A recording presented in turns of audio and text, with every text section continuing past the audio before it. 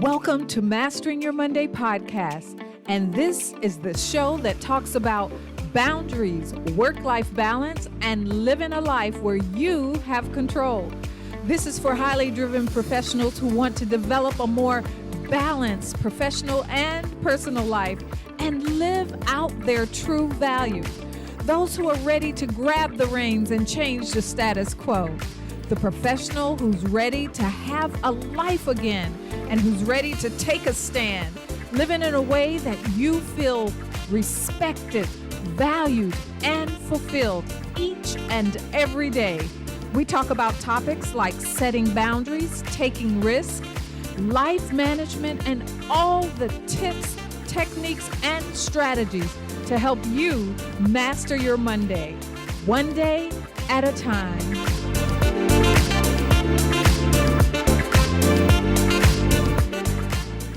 People who are passionate about their work, their mission, or the cause, they exert a lot of energy into what they do, but they're not workaholics. They're actually, as some experts term, highly engaged workaholics, but not workaholics in the normal understanding of that word, because those people, those workaholics they're unhappy and they feel a compulsive need to work excessively. Wow, Michelle O'Neill here. Now that's something to think about. Are you ready for a great conversation? Well, come on, pull up a chair, ringside that is, and let's talk the real deal today on episode 18. Am I passionate or just a workaholic? I want to start off by first really giving you a deep understanding of the difference between what they call a passionate, highly engaged. You see, I'm doing quotes here. Well, no, you can't see workaholic or workaholism as we understand it, where you're actually disengaged. You see, there are specific signs for each one of these type of people. And a workaholic, a person who's really disengaged and really compulsive, well, they're working because they feel guilty. They feel that sense of guilt that they have to work for some reason or another, whether it's to provide for the family or to advance in their job or to be a better person, or their work actually defines who they are. They have a high anxiety and they feel helpless because they have to work and they feel no way around this. And most of the time, a lot of them feel depressed because they're in a situation that they really don't want to be in, and they feel bound and confined. There's no freedom there. They actually have no life outside of work. Everything is about work. Every waking hour is about work. They're compulsive. They have to work, but they feel unfulfilled. Actually, that can lead to burnout. And they feel that they're chasing these unrealistic goals, something that's unattainable that they never can reach, no matter how hard they try. And actually, they're neglecting their health. Who has time to work out, to eat right, to take care of yourself, to take a walk, to take time? They work at the cost of actually sleeping. I've got to get this done. I don't have time to sleep. I go to bed late and I get up early because there's always something left to do. That is a workaholic. They work at the cost of social functions. And really, if you take a really hard look at them, that person is unhappy. They're not happy. But there are some people that love what they're doing. They're passionate about what they're doing. You see, they're different because they're highly engaged in what they're doing. It drives them. They genuinely love what they're doing, and they love doing it a lot. In fact, they could spend hours doing it. Just they get lost in it. There's no negative health effects because they love doing it. And it actually gives them energy. It actually drives them. It actually helps them to thrive. They're committed and there's sheer enjoyment of doing what they're doing. They're actually, instead of feeling like they're pushed away, they're pulled towards doing it. There's this draw always pulling them in. And if you could see me right now, I'm pulling on this, tugging on this line, this invisible line, because actually, in a lot of ways, that's me. These people have positive attitudes. What they're doing, what they're passionate about, what's driving them is a part of their life. It's who they are. They're dedicated. And sometimes, yeah, we're absorbed into what we're doing. Does that sound like you? Do either one of these actually sound like you? Because with one, there's a motivation that drives them, and the other, there's causes for being that way. So let's look at the workaholic. What causes them to be a workaholic? Anxiety. Remember when I talked about the fact that this is driving them to do it because they feel that they'll never succeed without working so hard? That they'll never be able to provide for their family to the level that they feel without working so hard? They have a sense of low self-esteem because they have to prove themselves, show that they are worthy. And a lot of times there's intimacy problems. And so they feel that since I don't fit with people, that I can't articulate what I'm feeling, who I am, that I'm suffering in my marriage and relationships with my family and other people. I'm just an introvert. No, you have intimacy problems. And with that, it's easier to work and put yourself 100% into what you're doing in that work than to deal with people, to relate and interact with people. So you work. You work. But then on the other hand, those of us who are passionate and highly engaged, what motivates us? I told you, we love what we do and we do what we love. Because what that does is that gives us energy. It spurs us on and it's therapeutic. It's when we're doing what we're doing, when we do what we love, there's a sense of peace and calmness. We feel like we have a purpose and it's meaningful. We're really making a difference in that world. And we're game changers, trailblazers, and we're changing the world one person at a time. There's a little bit more to being a workaholic, too. It's coined actually right now as the addiction of the century. We're so driven to make sure that things happen. We're so easily gotten in touch with now, so available now, that it's hard to break between work and home. It's hard to have that definition. And we feel that we need to be available at all times, or there's a loss of a job or loss of status. If we're entrepreneur, it's like, if I'm not available, I lose money. If I'm not available, I lose a client. I have to be available. I have to let them know that I'm there for them. And then wanting to free up more time to work. If you find yourself wanting to free up more time just so you can work, and that you're not taking that time and prioritizing time for downtime, more than likely,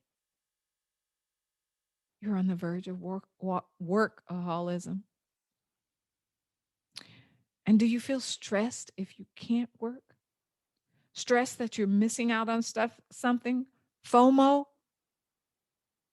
Then there's a good possibility that there's a touch of workaholism there. So if you are a workaholic, is there a possibility of getting some semblance of work-life balance? Probably not. Because work-life balance is rewarding dissemination of your personal resources, things like energy, time across all areas of your life, so that you feel fulfilled and connected in life. And you know what?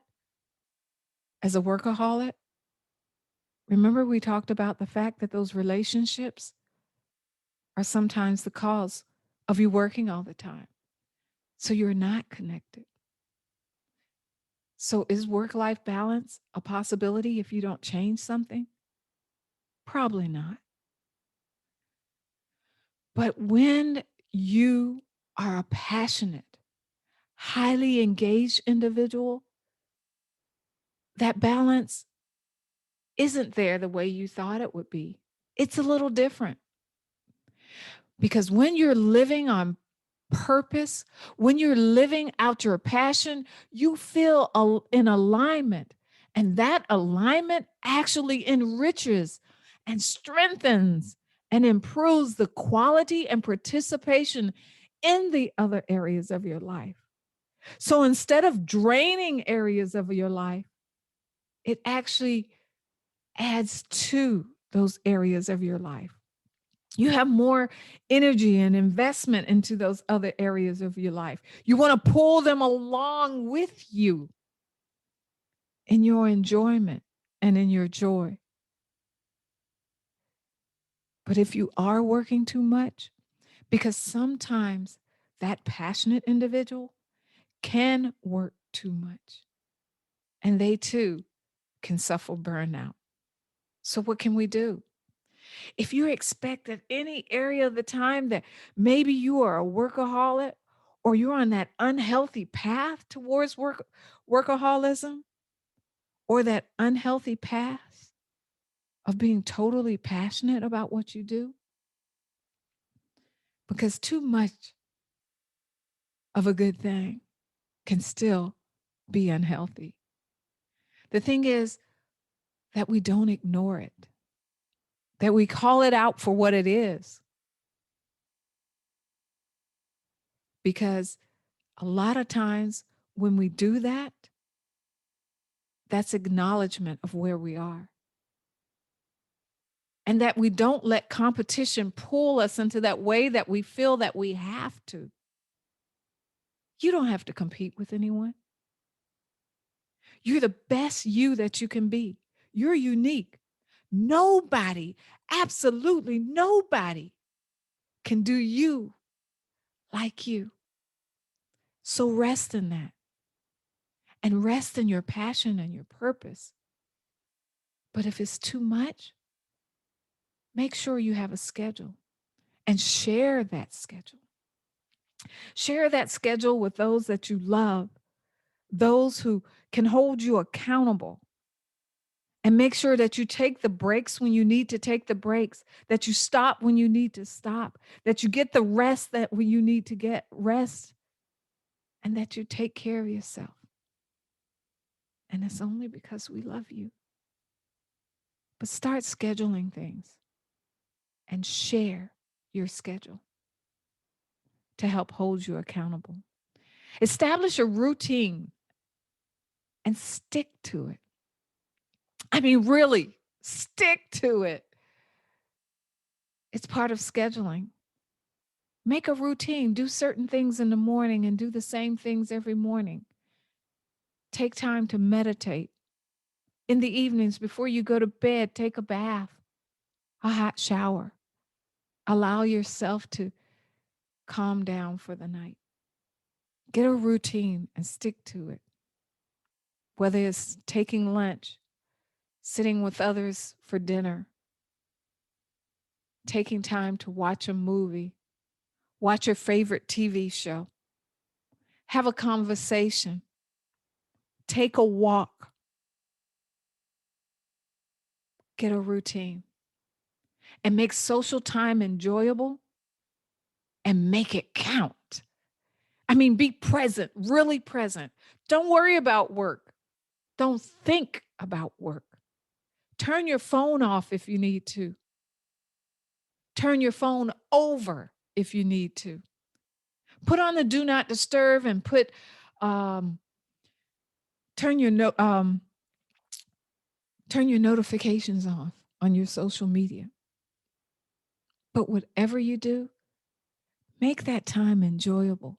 Enjoy those that you're with or whatever activity that you're doing and make it count. Be present, 100% present.